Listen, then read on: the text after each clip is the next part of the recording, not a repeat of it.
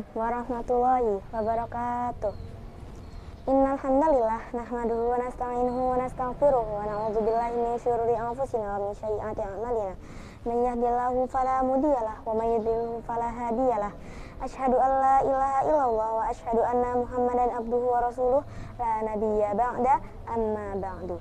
Pertama-tama, marilah kita panjatkan puja dan puji syukur kita terhadap kehadirat Allah Subhanahu wa Ta'ala karena telah memberi kita kekuatan, kesehatan, dan kesempatan untuk menjalani hari-hari Ramadan dengan penuh amal kebaikan. Kedua kalinya, salat serta salam tidak lupa kita sanjung agungkan kepada Nabi besar kita Nabi Muhammad Sallallahu Alaihi Wasallam. Beliaulah yang telah mengisi Ramadan dengan sepenuh amal yang berkah. Berdirinya saya di sini akan membawakan kultum yang berjudul Ramadan Bulan Peningkatan Ilmu Bagian 2. Kaum muslimin yang berbahagia, mengapa ilmu membuat kita jadi mulia dunia akhirat? Alasannya ialah karena ilmu membuat kita takut pada Allah Subhanahu wa Ta'ala. Allah Subhanahu wa Ta'ala berfirman, sesungguhnya yang takut pada Allah Subhanahu wa Ta'ala di antara hamba-hambanya hanyalah para ulama. Quran Surat Fatir ayat 28. Ilmu membuat para ulama takut pada Allah Subhanahu wa Ta'ala, bukan hanya ilmu agama atau syariah saja, tetapi semua ilmu kebaikan berasal dari Allah Subhanahu wa Ta'ala, sehingga mereka yang mendalaminya semestinya bisa merasakan keagungan dan kebesaran Allah Subhanahu wa Ta'ala dan kemudian lebih takut kepadanya. Ilmu akidah membuat orang mengenal Allah Subhanahu wa Ta'ala melalui dalil-dalil naqli dalam Al-Qur'an dan hadis tentang sifat Allah Subhanahu wa Ta'ala, kebesaran dan kekuasaannya. Ilmu fikih membuat orang terkagum-kagum dan mengakui kebesaran Allah Subhanahu wa Ta'ala yang telah menciptakan syariat yang begitu sempurna dan komprehensif. Tidak ada tandingannya dengan hukum buatan manusia. Begitu pula dengan mereka yang mempelajari ilmu kedokteran, fisika, biologi maupun matematika akan mengagumi kebesaran Allah Subhanahu wa Ta'ala melalui ayat-ayat kebesaran Allah Subhanahu wa Ta'ala yang tersebar di alam raya ini.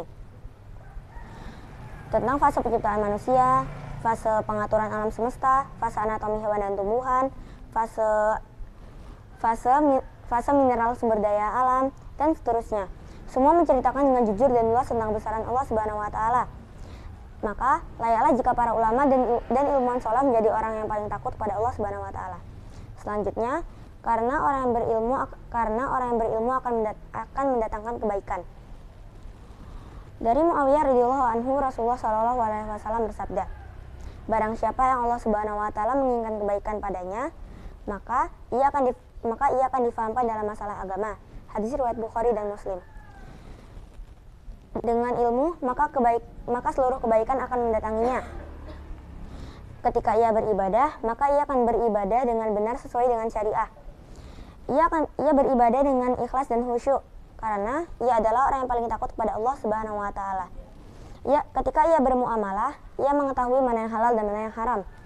Tidak ada sekerat pun harta haram menempel pada tubuhnya dan tubuh anak istrinya. Ketika ia mendapat ujian dari Allah Subhanahu wa Ta'ala, bahkan ketika ia mendapat ujian dari Allah Subhanahu wa Ta'ala, baik kesenangan seperti kekayaan, pangkat jabatan, atau kesusahan seperti sakit, musibah, kematian atau cobaan, maka ia akan menghadapi dengan rasa syukur dan sabar. Syukur dan sabar adalah kebaikan yang sangat menakjubkan, tidak dimiliki kecuali orang yang berilmu dan beriman.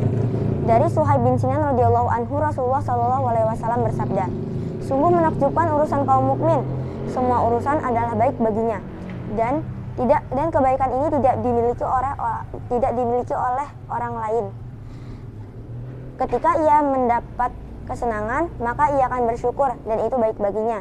Dan ketika ia mendapat musibah, maka ia akan bersabar dan hal itu juga baik baginya. Hadis riwayat Muslim. Selanjutnya, karena ilmu yang bermanfaat akan terus mengalir pahalanya hingga hari kiamat. Dari Abu Hurairah, Rasulullah Shallallahu alaihi wasallam bersabda, semua amal manusia terputus pahalanya setelah kematiannya, kecuali 3 perkara: sedekahnya, ilmu yang bermanfaat, dan anak solih yang mendoakannya. Hadis riwayat Muslim. Kemuliaan orang yang berilmu terus mengalir hingga hari kiamat, meski jasadnya telah menyatu dengan tanah. Hal ini berlaku untuk seluruh ilmu yang bermanfaat tanpa terkecuali. Misalnya, seorang mahasiswa dengan ilmu elektronika yang ia dapat di perkuliahannya, ia pulang ke desanya yang terpencil dan merintis pembangkit listrik kecil-kecilan pada tepi sungai di desanya. Ia berhasil dan warga desa sukacita menyambutnya. Tidak hanya itu, Bahkan warga desa tetangga pun tertarik mengikuti dan belajar darinya. Ia pun mengajarkan, berhasil, dan terus diikuti oleh yang lain. Demikian seterusnya, dan ilmu kebaikan itu terus diikuti oleh yang lain. Ibaratnya sistem multi-level marketing.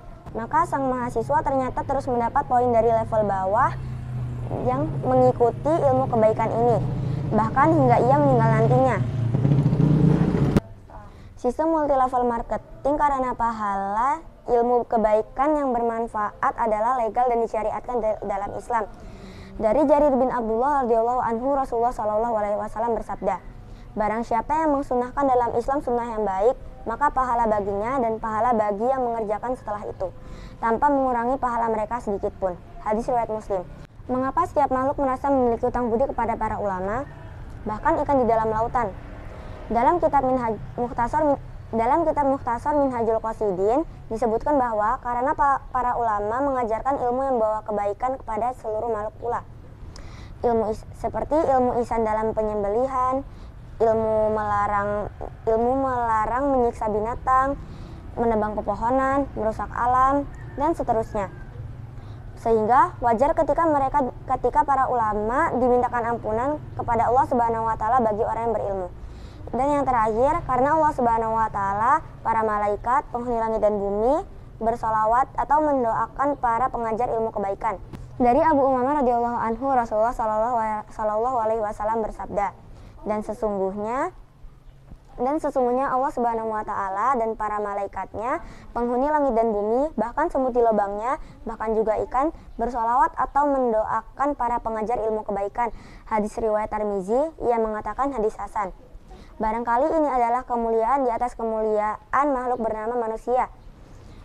Orang yang mendapat kemuliaan tak terhingga itu.